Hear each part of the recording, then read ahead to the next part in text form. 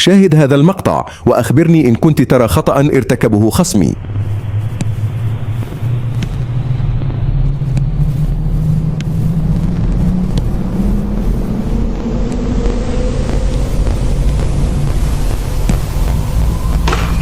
في الواقع هناك العديد من الأخطاء، لنعد إلى الوراء ونرى إن كان بإمكاننا تصحيحها. في هذه اللحظة كان كل شيء جيدا، وكان من السهل عليه تفادي الهدف. كان خط دفاعه في وضع جيد رغم أنه كان مرتفعا قليلا، وهنا انهار كل شيء. جميع مدافعيه اندفعوا بشكل عدواني نحو حامل الكرة. لقد استغللت تلك المساحة بفعالية. فالسؤال هنا، لماذا يندفع جميع مدافعيه بهذا الشكل العدواني نحو حامل الكرة؟ دعونا نلقي نظرة على تشكيلته. رغم أن هذا الفريق يبدو خطيرا على الورق، إلا أنه في الواقع عديم الجدوى تماما.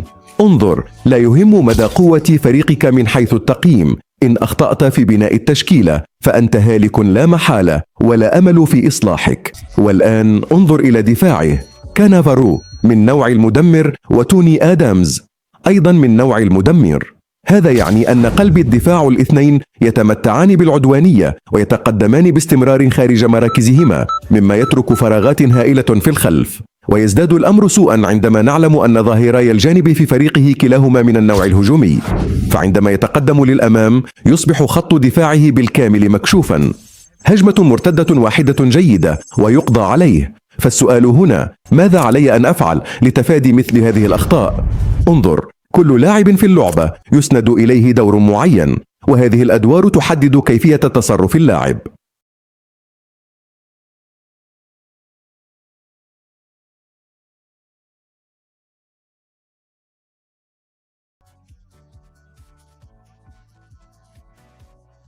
حسنا، سنبدأ بمركز قلب الدفاع ثم ننتقل إلى الظهيرين. عادة ما توجد 3 أساليب لعب لمركز قلب الدفاع، وهي بناء اللعب، والمدمر، ومهاجم إضافي. وسوف أشرح التعريف الحرفي لكل أسلوب لعب، وأبرز البطاقات الأفضل لهذا الأسلوب، وكيف يتصرف اللاعبون داخل وخارج الكرة، وسنحلل المزايا والعيوب. بناء اللعب هو لاعب يفضل التراجع للخلف وبدء الهجمات من العمق، وأحيانا يرسل كرات طويلة إلى الأمام. بعض من أفضل اللاعبين المجانيين بهذا الأسلوب هم بيكنباور، فان دايك، دي ليخت. كيف يتصرفون في الملعب؟ سأستخدم دي ليخت كمثال، لذا ركز عليه. عندما أكون في حالة استحواذ يتراجع هذا اللاعب لتسلم الكرة، وأحيانا يتواجد خلف حامل الكرة. هؤلاء اللاعبون غالبا ما يكونون آخر لاعب في الدفاع، ويملكون رؤية شاملة للملعب. في الواقع هذا يساعدهم على توزيع الكرة إلى اللاعبين المتقدمين والحفاظ على الاستحواذ، لأن الفرقة المنافسة لا تضغط عليهم كثيرا. أما في هذه اللعبة فإن الاحتفاظ بالكرة في الثلث الأخير من الملعب يمثل مخاطرة، لأن معظم المدافعين بطيئون مقارنة بالمهاجمين، وقد يسبب ذلك مشكلات. ورغم هذا الخطر يستخدم بعض اللاعبين هذا الأسلوب لصالحهم في مباريات الأقسام لتضييع الوقت عند التقدم.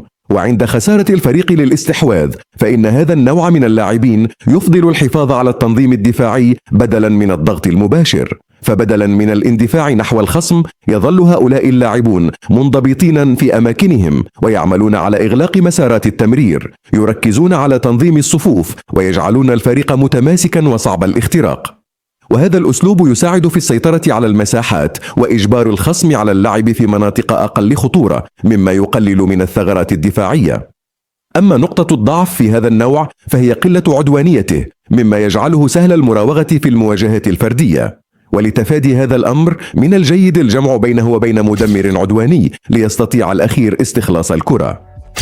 المدمر هو مقاتل شرس يوقف هجمات الخصم عبر التدخلات القوية والضغط المتواصل.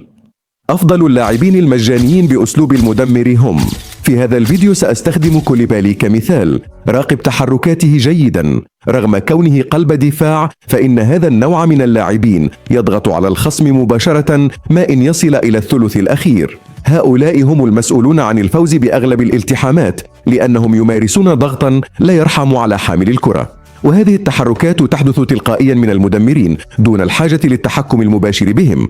لكن إن لاحظت بدقة فكلما اندفع المدمر لمواجهة الخصم يتحرك لاعب ذو ميزة بناء اللعب من الخلف لتغطية المساحة التي تركها المدمر. هذا التوازن هو ما يجعل من ثنائي المدمر بيلاس باني اللعب من الخلف أحد أفضل التوليفات الدفاعية في لعبة إي فوتبول. لكن العيب الرئيسي في المدمرين هو ميولهم للعدوانية الشديدة التي تجعلهم يتقدمون دائما نحو الخصم مما يترك فراغا خلفهم، وهذا قد يعرض الدفاع للخطر خصوصا ضد الهجمات المرتدة السريعة. وللتعامل مع هذا من الأفضل أن تتحكم بهم يدويا وتعيدهم إلى مواقعهم. المدافع المتقدم هو مدافع يهوى التقدم والمشاركة في الهجوم كلما سنحت الفرصة. بعض اللاعبين بهذا الأسلوب هم هذا الأسلوب معقد نوعا ما مقارنة بصانعي اللعب والمدمرين، فهؤلاء اللاعبون لا يركزون فقط على الدفاع، فعندما يحين وقت الدفاع يتصرفون كالمدافعين التقليديين ويحافظون على التنظيم. لكن ما إن يستعيد الفريق الكرة حتى يبدأون بالمساهمة في بناء الهجمة ويتحركون للأمام ويمنحون الفريق خيارا إضافيا للتمرير. كما ترى في هذا المقطع لم يعد المدافع مجرد مدافع، بل أصبح صانع ألعاب متقدما يشارك في بناء الهجمة، وهذا يمكن أن يكون مفيدا لأنه يضيف لاعبا إضافيا في خط الوسط ويساعد في تقدم الكرة وأحيانا حتى في تسجيل الأهداف. لكن لهذا الأسلوب مخاطره، فإن شن الخصم هجمة مرتدة سريعة قد لا يتمكن هذا اللاعب من العودة في الوقت المناسب، مما يترك الدفاع مكشوفا. وهذا كل ما تحتاج معرفته عن أساليب اللعب في مركز قلب الدفاع. والآن ننتقل إلى أساليب اللعب الخاصة بالظهيرين، والتي تقسم إلى ثلاثة: الظهير الهجومي والظهير الدفاعي والظهير الهداف. المصطلحات واضحة بذاتها. الظهير الهجومي يركز على التقدم للأمام ومساندة الهجوم، أما الظهير الدفاعي فهدفه الأساسي هو البقاء في الخلف وتعزيز الدفاع. الظهير الهداف يقوم بانطلاقات متكررة عندما يقترب حامل الكرة منه أو من جهته. غالبا ما يتمتع هؤلاء اللاعبون بسرعة عالية تمكنهم من إرسال العرضيات وكذلك العودة بسرعة إلى مواقعهم عند فقدان الكرة. أما الظهير الدفاعي فلا يشارك في الهجمات ويظل ثابتا في موقعه لحماية الفريق من الهجمات المرتدة من الأطراف، وغالبا ما يكون قويا ويمتلك قدرات دفاعية أعلى من الظهير الهجومي، ما يجعله يفوز في أغلب المواجهات الفردية. الظهير الهداف هو ظهير هجومي لكنه يهوى التقدم إلى المناطق المركزية في الهجوم.